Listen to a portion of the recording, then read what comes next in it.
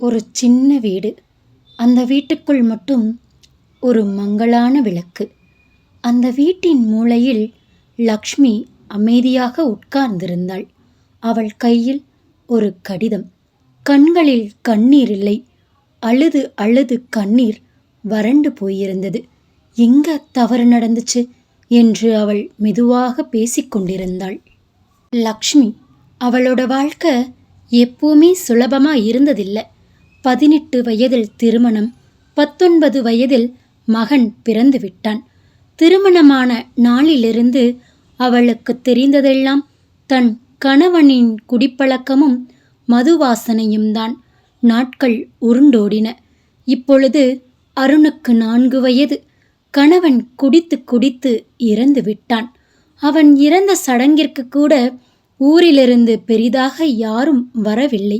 காரணம், அவன் அனைவரிடமும் சண்டை போட்டு வைத்திருந்தான். தனிமையில் தன் மகனுடன் நிர்கதியாய் நின்றாள் அவள். கணவர் அவளை விட்டு போனதும் அவளுக்கு உலகமே இருண்டு போச்சு. அடுத்து என்ன செய்வது? தன் மகனை வைத்து கொண்டு எப்படி பிழைப்பது? ஒரு சிறிய கையை பிடிச்சு கொண்டு அவள் வாழ ஆரம்பித்தாள். மகனை பள்ளிக்கு அனுப்பிவிட்டு வேலைக்கு சென்று விடுவாள். பகல் முழுவதும் வேலை செய்து இரவில் தன் மகனுக்காக கண் விழித்திருப்பாள். அருண் சின்ன வயசுல அம்மாவை விடவே மாட்டான். அம்மா, நீயும் என்னோட ஸ்கூலுக்கு வா, அப்படி சொல்லும் அளவுக்கு அவன் பாசம் அதிகம். லக்ஷ்மி வேலைக்கு போகும்போது அவள் சாப்பாடு சாப்பிட்டாளா இல்லையா என்பது கூட தெரியாது. ஆனால் அருண் சாப்பிட்டானா இல்லையா, அதுதான் அவளுக்கு முக்கியம். அருணுக்கு தன் தந்தை இல்லை என்ற குறையே தெரியாமல் மிகவும் சந்தோஷமாக வளர்த்தாள். ஒரு நாளும் அவனை அடித்ததில்லை. எப்பொழுதும் அவர்கள் வீட்டில் சிரிப்பு சத்தம் நிலைத்திருக்கும். தாயும் மகனும் தனியுலகில் சஞ்சரித்துக் கொண்டிருந்தனர். நாட்கள் கடந்து போனது. அருண் பெரியவனாக ஆரம்பித்தான். முதலில் எல்லாம் சரியாகத்தான் இருந்தது. ஆனா அவன் சுற்றும் மாற ஆரம்பிச்சது. லேட்டாக வர ஆரம்பித்தான். வீட்டிற்கு அடிக்கடி நண்பர்கள் வர ஆரம்பித்தனர். அவர்களை பார்க்கும்போது அப்படியொன்றும் நல்லவர்களாகவும் தெரியவில்லை. இந்த நண்பர்கள் யார்? படிப்பை கவனிக்கிறியா இல்லையா? லக்ஷ்மி தினமும் கேட்பாள். அருண் சிரித்துக்கொண்டே கூறுவான், அம்மா, எல்லாம் சரிதான் என்று சொல்லிவிடுவான்.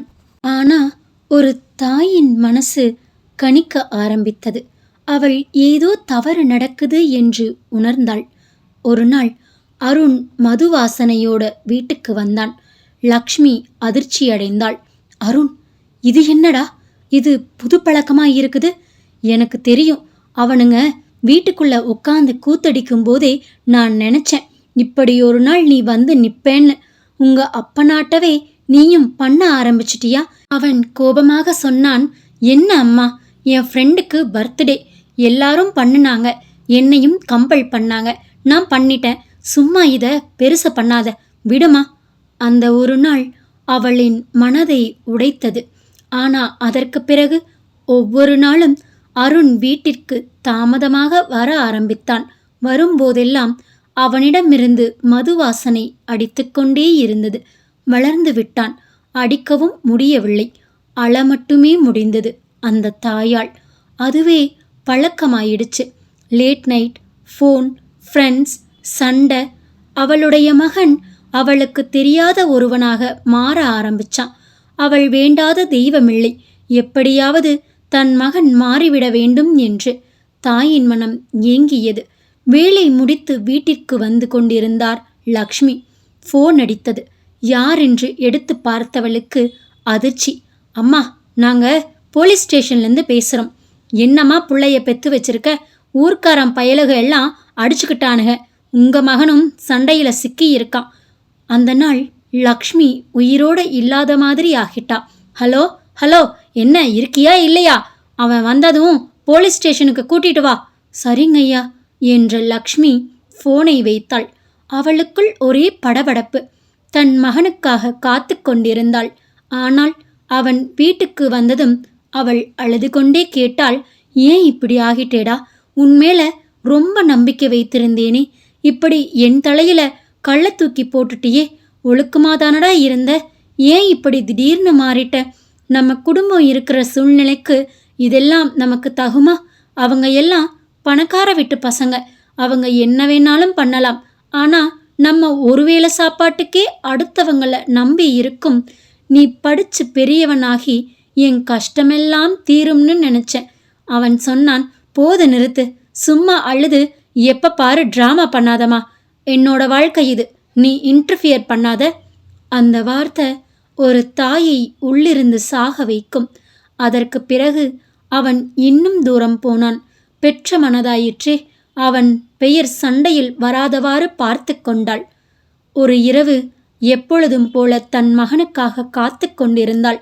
இன்றாவது அவன் குடிக்காமல் வரவேண்டும் என்று வாசலையே பார்த்து கொண்டிருந்தாள். நேரமாகிவிட்டது. அவன் கதவை தட்டினான். அவள் திறந்தாள். அவன் முழுக்க பயந்த முகம். ஏப்பா, என்ன ஆச்சு? ஏன் இப்படி இருக்கிற? என்னப்பா ஆச்சு? ஏன் சொல்லுப்பா. அம்மா, நான் ஒரு பிரச்சனையில சிக்கிக்கிட்டேன், நீதான் காப்பாத்தணும். அந்த நொடி லக்ஷ்மி 2 விழியில் நின்றாள். பிரச்சனையா? என்ன பிரச்சனை? நானும் என் ஃப்ரெண்ட்ஸும் சுற்றி பார்க்கலாம்னு அந்த காட்டு பக்கம் போயிருந்தோம். அப்போ நான் வீசின கத்தி எதிர்பாராத விதமாக ஒரு பாட்டி மேலே விழுந்து அந்த பாட்டி கையில் இருந்து ரத்தம் வர ஆரம்பிச்சிருச்சு. நான் வீட்டுக்கு ஓடி வந்துட்டேன். லக்ஷ்மி அழுதாள். உண்மையை சொல்லி அவனை தண்டனைக்கு ஒப்படைக்கலாமா, இல்லை அவனை காப்பாற்றலாமா? அவள் தாய் அல்லவா? அவள் இதயம் ஜெயித்தது. அவள் உண்மையை மறைத்தாள். அந்த நாள் அருண் காப்பாற்றப்பட்டான். ஆனா அவனுடைய வாழ்க்கை அந்த நாளே வீணாக ஆரம்பிச்சது. அவன் நினைத்தான், நான் எதுவும் பண்ணலாம், அம்மா இருக்காங்க. அவன் தப்புகள் நாளுக்கு நாள் பெரிதாயின. சின்ன சின்ன தவறுகளுக்கு பயந்தவன் இன்று பெரிய பெரிய தவறுகளை கூட சாதாரணமாக செய்ய துணிந்து விட்டான். ஒரு நாள் அவன் மீண்டும் சிக்கினான். இந்த முறை பெரிய விஷயம். இவனும் இவனது நண்பர்களும் மது போதையில் குடித்துவிட்டு காரை இயக்கி ஒருவரை கொன்று விட்டனர். போலீஸ் நேராக வந்தது. லக்ஷ்மி ஓடினாள். அவள் ஸ்டேஷனுக்கு போனாள். அவள் கைகளை கூப்பிட்டாள். காலில் விழுந்து கெஞ்சினாள். ஐயா, தயவு செய்து என் மகனை விடுங்க, அவன் எதிர்காலமே போய்விடும். போலீஸ் சொன்னது, அம்மா, இந்த முறை முடியாது. அருண் அவளை பார்த்தான். அந்த பார்வை கோபமில்லை. தன் தாய் தனக்காக யாரோ ஒருவர் காலில் விழுவதை கண்டு மகனுக்கு வெட்கமாய் இருந்தது. லக்ஷ்மி உடைந்தாள், அழுதாள். அந்த நாளே நான் உண்மையை சொல்லியிருந்தா இப்படி ஆகாதிருந்திருக்கும். நேரம் போனது. அருண் ஜெயிலில், இவள் வீட்டில் நடைப்பிணமாய் வாழ்ந்து கொண்டிருந்தாள். ஒரு நாள் அவன் ஒரு கடிதம் எழுதினான். அம்மா, நீ என்னை காப்பாத்தின நாளே நான் அழிந்து விட்டேன். அந்த நாள் நீ என்னை தண்டிச்சிருந்தா இன்று நான் நல்லவனாக இருந்திருப்பேன். லக்ஷ்மி அந்த கடிதத்தை படித்தாள். அவள் கண்ணீர் விழுந்தது. அவள் மெதுவாகச் சொன்னாள், நான் உன்னை ரொம்ப அன்பா பார்த்தேன். ஆனா சரியான வழியில பார்க்காம விட்டுட்டேன்.